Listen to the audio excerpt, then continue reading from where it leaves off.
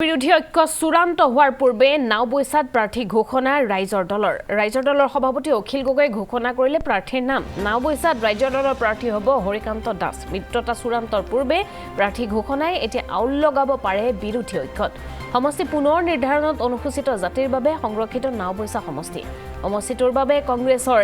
JP দাসেও বিচাৰিছে প্ৰাৰ্থিত্ব এবাৰ কংগ্ৰেছৰ ভৰত নৰহে অৱতীৰ্ণ হ'ব নোৱাৰিব নাওবৈচাত নিজ দলৰ প্ৰাৰ্থী ঘোষণা কৰি ভৰত নৰহক চোকা সমালোচনা কৰিছে অখিল গগৈ কংগ্ৰেছৰ বিধায়কজন কোট আছে কোনেও নাজানে বুলি কটাক্ষ কৰিছে অখিল গগৈ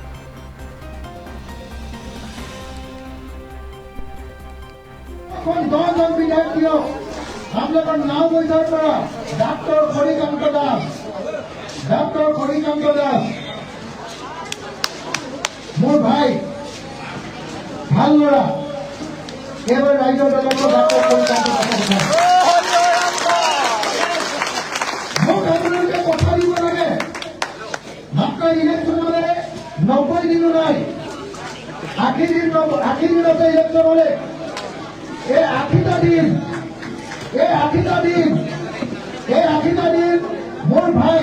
হরিকান্ত দাসৰ কাৰণে আপোনালোকে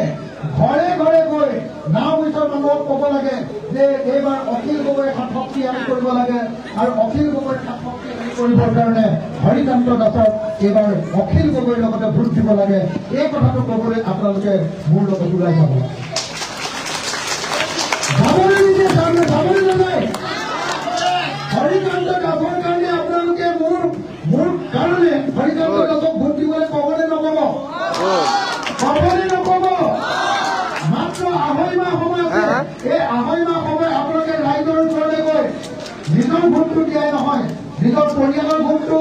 আৰু নিজৰ গাঁওখনৰ মানুহৰ ভোটটো আপুনি হৰিকান্ত দাসক দিয়াব পাৰিবনে নোৱাৰে